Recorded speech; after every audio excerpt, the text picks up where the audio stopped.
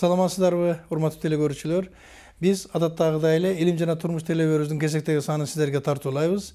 Бүгүнкү биздин теле берүүбүз өзгөчө бир абалда жаңылык аркылуу өтүп жатат деп айтсак болот.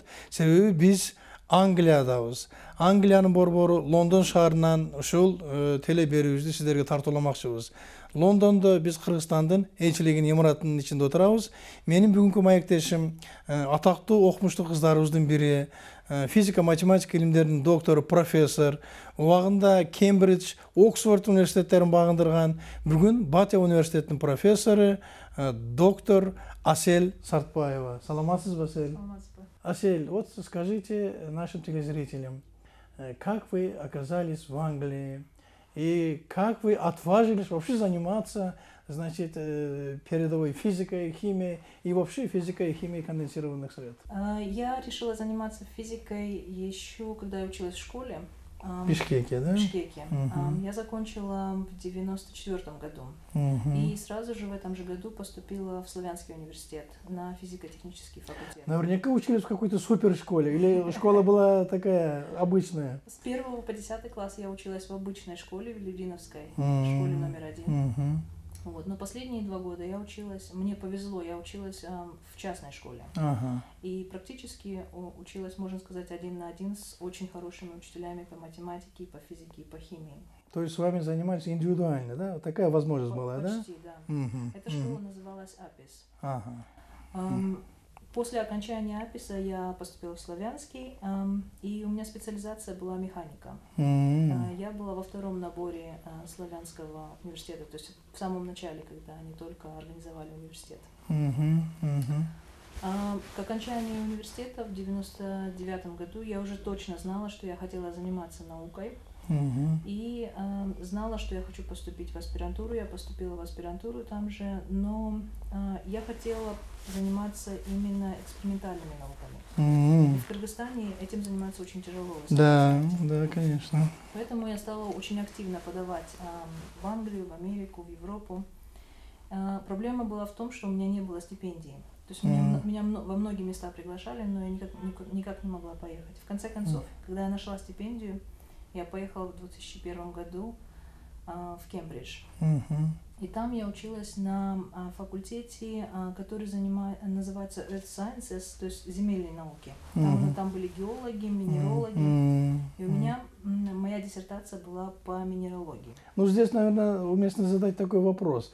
Вообще уровень знаний, который вы получили в Славянском университете, он как-то соответствовал тому требованию, которые вами предъявляли со стороны, скажем, профессуры Кембриджского университета?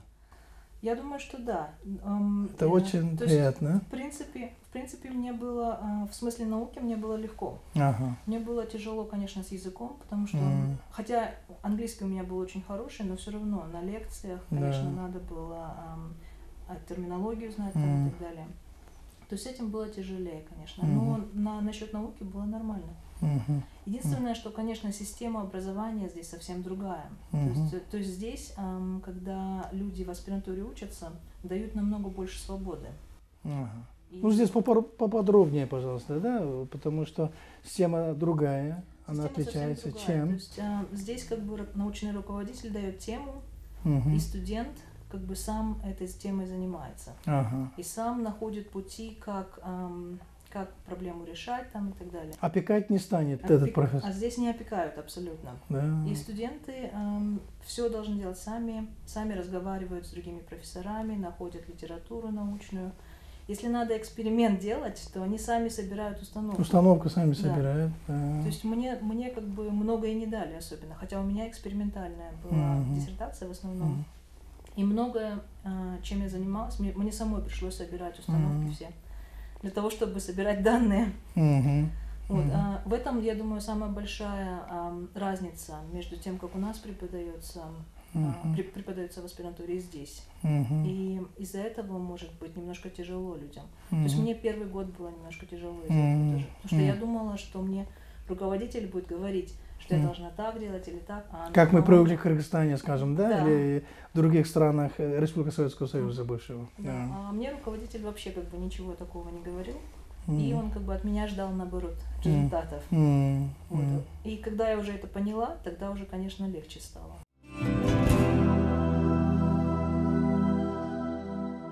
Асел Фрунзеде 1977 жылы төрөлүп, бала чагы азыркы Лебединовкада өткөн.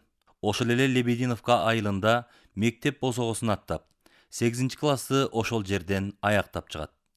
Советтер мезгилинде аябай күчтүү физика, математика мугалимдеринен сабак алып окууга болгон кызыгуусу абдан жакшы күч алат. 9-10 классты Апис жеке менчик мектебинен аяктайт.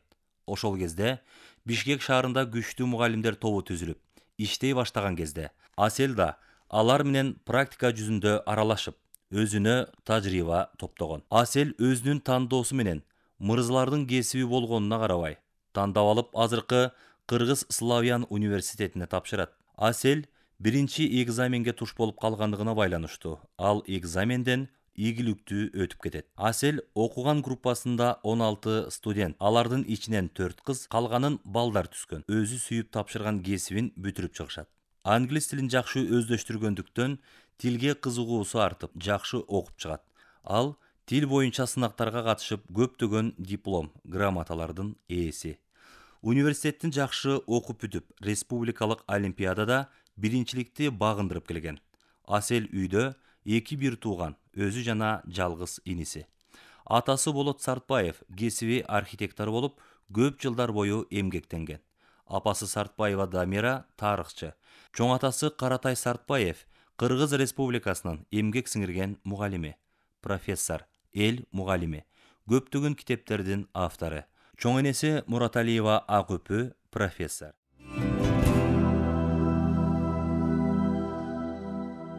Кичинекей чагынан эле өзү ушундай максатчыл, аябай талапкер кыз болчу. Анан менин оюмча 3 фактор бар да, ошо аябай чоң салык кошконго ушул азыр ийгилигине. Эң эле биринчиси тамыры да, жакшы, тамыры жакшы. Тайтасы Асан Кайбылдаев деген көп жылдан бери тиги педагогикада иштеп, анан кийинки жылдарда азыр комуздун, кыргыз комуздун күүсүн чогултуу, анан чоң энциклопедия чыгарган. Анан Асел ошол тайтасынан дагы көп мындай билимди алды, анын үстүнө тарбия да алды. Чоң атасы академик, педагогика боюнча. Чоң энеси дагы педагогика боюнча көп иштеди. Эң эле мурунку Лебединовка мектебинде англис тилинде, анан физикадан аябай күчтүү мугалимдер болчу. Ошолор жакшы жардам берди. Анан андан кийин мен частный мектепке ачып, менин бир досума жардам берип Апис деген мектеп ачканбыз. Анан ошол Асел ошол мектепте да 8, 9, 10 классты окуду. Окуганда аяктан аябай көрүнүктүү окумуштуулар келип туруп ошол орто мектепке сабак берчү. Особенно Эмиль Жапарович Шукуров келип экология, биологиядан сабак берген. Политехнический институтта иштеген Зотов деген аялы менен келип туруп математикадан сабак берген. Анан ошолордон аябай көп мындай билим алды. Ошон үчүн анан 10 классты бүткөндө эле сразу мен ошол Славянский университеттен механический факультетине барам деп калды. Группасында 2 эле кыз, калган 11 13 бала, эркек балдар. Ошол балдар, кыздар келип туруп жардам алчу Аселденчи үйдөн. Өткени 1-2 курстан баштап эле Рудаев деген мугалимге жолукту, профессорго. Анан ошол Рудаев ошол 2 курстан баштап эле өзүнүн илимий жетекчиси болду сопроматтан. Анан сопротивление материаловтан олимпиадаларды утуп алды, республиканский. Анан ошентип аябай мындай көп кишиге мындай көмөк кылды да Аселдин ийгилигине. Анан Анда айтсам, тиги Кембриджге өткөндө өзү таап ошол факультетти руководителин кат жазып ийиптир. Кат жазгандан кийин тиги руководители өзүңдүн илимий иштериң болсо, ошолордун тезистерин салып ийсең дептир. Анан Асель анткени английский тилин кичинекей чагынан эле окуп дагы, анан сүйлөп дагы, анан практиковать эткен сразу жазып жибербейиптир. Жибергенден кийин өзлөрү звонить этип, 1,5 саат телефондон интервью өткөрүп, анан кийин мына сен бизден грант утуп алдың, Кембриджге келип оку дегенде биз аябай таң калдык да. Таң калдык да, анан сүйүндүк да.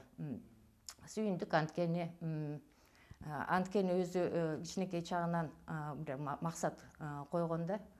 Мен ушу Англиядан окусамчы депчи. Кембриджге барганда аякта дагы жакшы жетекчилер, коллегалар жолуктур.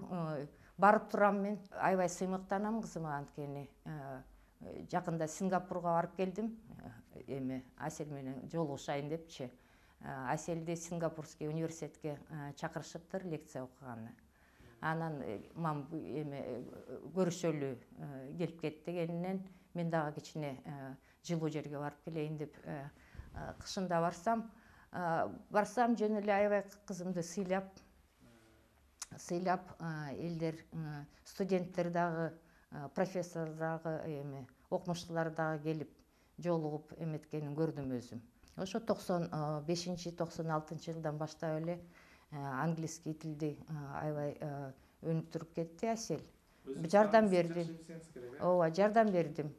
Кээде экөөбүз үйдөн чогуу бирдеме кылып отуруп, которуп бирдеме кылчубуз. Анан жайында менин мурунку жумуштарымдан келген этнографтар, Англиядан, Франциядан, тияктан бияктан келгендер, Британский музей Хонуманадан келгендер байланышым бар болчу да, анан келгенде переводчик, котормочу иштешет.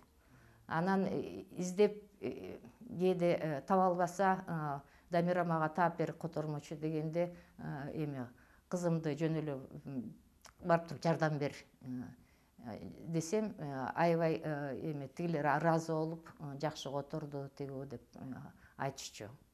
Андан кийин биз Алматыга көчкөндөн кийин, Алматыда менде бир стажер кыз бар болчу,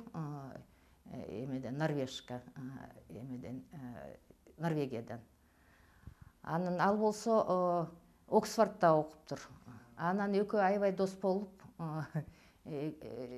ошол Оксфорд, Кембридж тигууларды жакшы билип калыптыр да, кантип каяка кат жазыш керек, заявка бериш керек. Бирок ага карабастан деле бияктагы өзүнүн кылган жанакы сопромат механикадан кылган иштери аябай жардам берди өткөнгө. Анткени биз аябай таң калдык.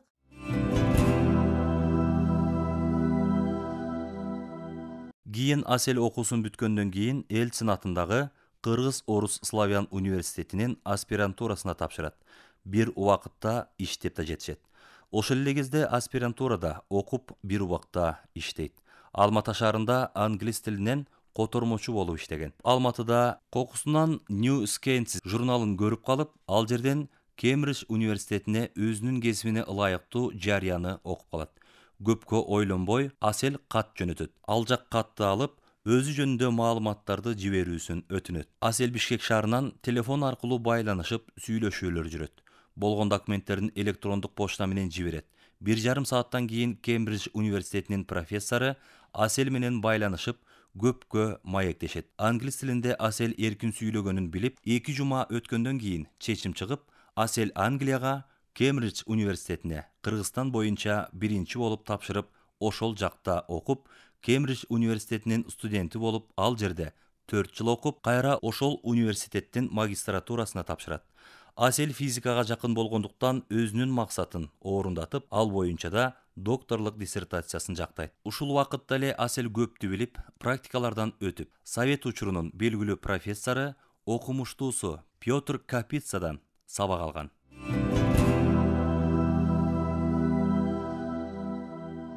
Атасы, энеси Москвага аспирантурага кетип, атасы Ленинградта окуп аткан. Булар окууга кеткенден кийин чоң атасы экөөсүнүн оолубузда калган Асел. Биз бактык. Чоң атасы болсо 2 жашка чейин кухнядан сүт алып келип, эрте алып келип берип кетчи. Анан кечке 2 жашка чейин үйдө бактык, андан кийин садикке бердик, бала бакчага. Анан бул кызым өзү бир башкача болуп төрөлдү да. Кичинекейинен баштап эле бир нерсени сезгич, байкагыч болуп, ушундай болуп, андан кийин музыканы жакшы көрчү. Мен музыканы акырын коюп койсом, ошону угуп тыңшап жатам, уктап калчу. Анан кийин эмени жакшы көрчү, бешик ырыңыздап этчимин, ымыркай кезинде да. Анан кичине чоңоючу бир жакка чыкканда тили чыга баштады. Тили биз башталгыч класста баланы окутканда муундап, окуганга, муундап сүйлөгөнгө үйрөтөбүз, анткени сөздү тез үйрөнүш үчүн. Бул кызым өзү эле сөздү муундап сүйлөчү болду да. Мектеп, китеп деп. Ошон үчүн тили тез чыкты. Так чыкты. Физиологический бузуп сүйлөгөн жок сөздү. Мен өзүм таң калып коюп жүрдүм да. Анткени мен дагы ошо башталгыч класста мугалим болуп көп жыл иштедим да. Ошо менен анан 1 жашка чыккандан кийин бул кызым ошо сөздөрдү айтып көп үйрөндү, тез сүйлөшүрдү. Анан китеп окуп бергенди талап кылчу. Жомак айтып бергенди талап кылчу. Мен жомак айтканда тыңшап жатып угуп жатан уктап калчу. Китеп окуганда да ошону аптан көңүл коюп окучу да. Анан суроону көп берчи. 2 жаштан баштап суроону аябай берчи. Анан бул кызым эмнегедир телевизордон концерт болобу, артисттер Рымбаева, Алабога Чабанның ошол мезгилде аябай ырдап турган кезде ошолорду скакалканы алып алып, туурап, ырдап ошентчү да. Анан подвижный болчу, секирип эле турчу кызым. Мындай тынч отурачу эмес. Бирок тентек эмес болчу. Атасы аябай эркелетип, мойнуна мингизип алып дайыма эркелетчи. Бул кызыма тийбегиле, какпагыла, эркин өссүн, курч өссүн дечи да. Анткени балабыздын биринчи кызы да. Баланын небери деген аптан ысык болот. Балдардын аптан күйүндө эле чоң атасы.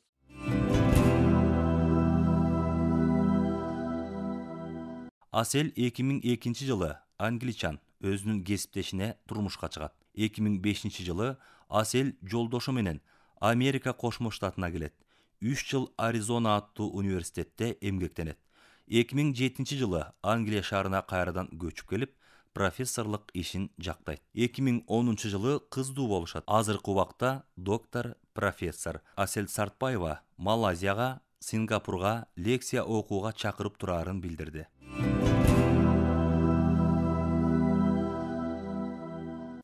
Үч жашка чыкканда бир кызык окуя болду. Мен күнүгө келгенде портфелиме конфет, печенье бир нерсе ала келем да. Анан Эмил деген 1 жаш кичүү да бир неберем экөө. Анан мышыгы бар, мышыктыгы сүрөттө турат альбомдо. Үчөө тосуп турчу эшиктин алдында.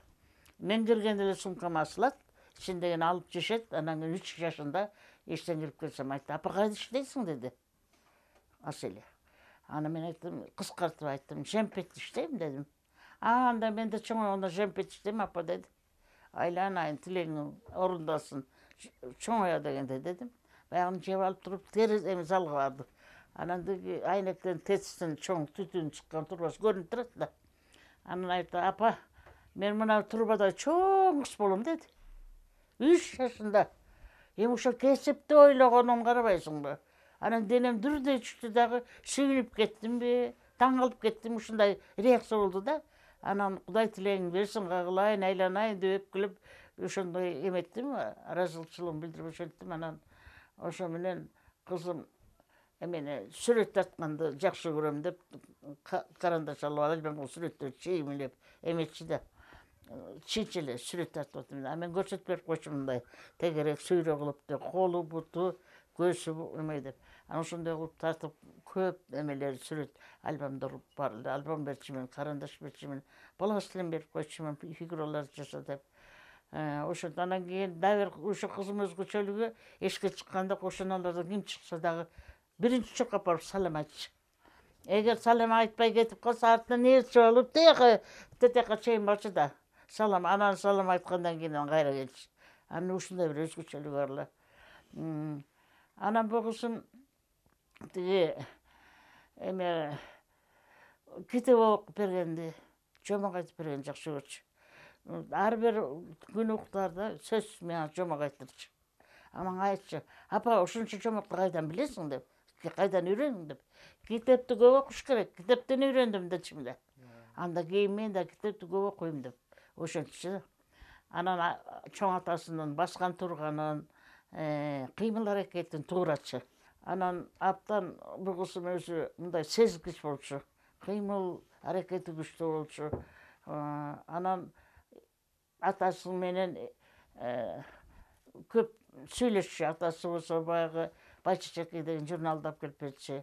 Сүрөттүү китептери болсо балдарга ылайыктуу алып келип берчү.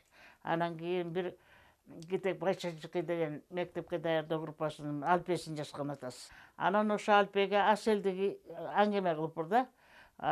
Бул ким? Бул Асел. Бул эмне? Бул күчүк. Күчүк ким дерчи де? Асел дерчи де. Асел эмне берди? Нан берди деген бир аңгемеси бар да. Үчтө эмеден. Анан бир күнү эшикке чыгып, күчүк жүргөн экен, нан бериптир. Нан берсе чыттап кетип калып жебей коюптур. Эштен жүгүрүп келди. Анан үйдө толтура киши бар болчу. Ата, эмне сен калып жасасың китепке деди. Мына 3 жашар бала. Анан мен күчүккө нан берсем жебей койбойду, эмне үчүн калып жасасың деди. Анан элдин баары каткырып күлүп калды. Анан мен айттым, Асел, шаардын күчүктөрү нан жебейт. Анткени алар либерне калбаса берет, тамак берет.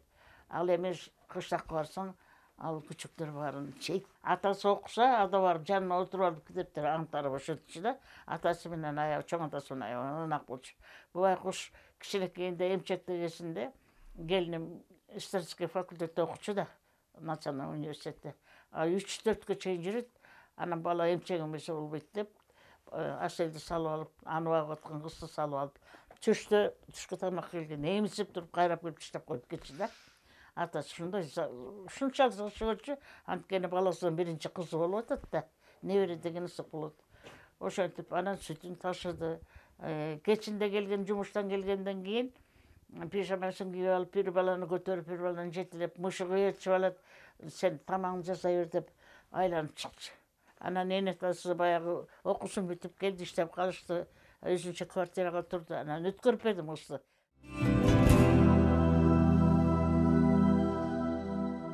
Урматтуу телекөрүүчүлөр, биз ушуну менен Илим жана турмуш телеберүүбүздүн кезектеги санын аяктадык. Эфирден көрүшкөнчө саламатта болуңуздар.